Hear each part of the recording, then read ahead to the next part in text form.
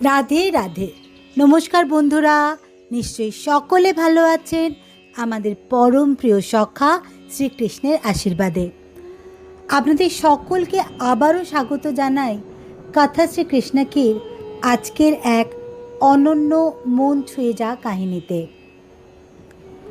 বৃন্দাবনে তখন ঝুলন উৎসব, চারদিকে ফুলের গন্ধ, ঢোল, করতাল আর দোলার সাজে সেজে উঠেছে সমস্ত বৃন্দাবন। রাধা নিজের মনে কল্পনা করেই হাসছিলেন, আজ দোলায় বসে কৃষ্ণ তাকে দোলাবেন, সখীরা গাইবে গান। আহা, কি আনন্দ, কি আনন্দ আকাশে বাতাসে। রাধা ভেবেছিলেন আজ তিনিই হবেন দোলার রানী, সবাই তাকে দোলাবে। রাধা চুলে চন্দন, কপালে টিপ, হাতে রাঙা চুড়ি পরে দুলে উঠেছিলেন নিজের মনেই। কিন্তু কৃষ্ণ, তিনি তো একেবারে অন্য পরিকল্পনা নিয়ে হাজির।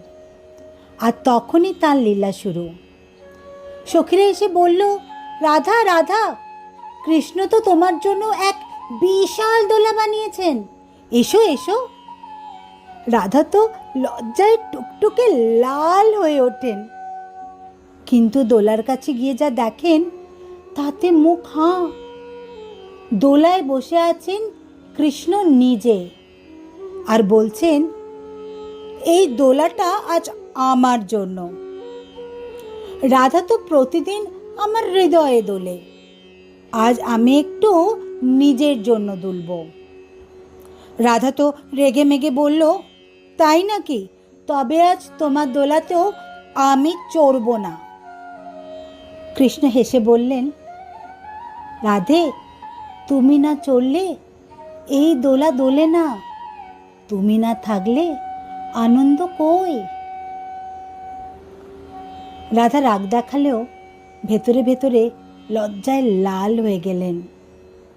কিন্তু কৃষ্ণ কি চুপ থাকবেন?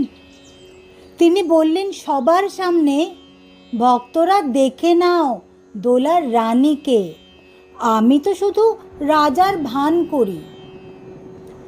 আসল আনন্দ তো রাধার ছোঁয়ার মধ্যে। সখীরা ততক্ষণে দোলায় বসিয়ে দিয়েছেন দুজনকে, একদিকে কৃষ্ণ আর একদিকে রাধা। মাঝখানে ঝুলে আছে ফুলের দোলা, আর চারদিকে গান, ঝুলো ঝুলো রাধে, ঝুলো শ্যাম সাথে। রাধা ফিস ফিস করে বলল, তুমি না বলেছি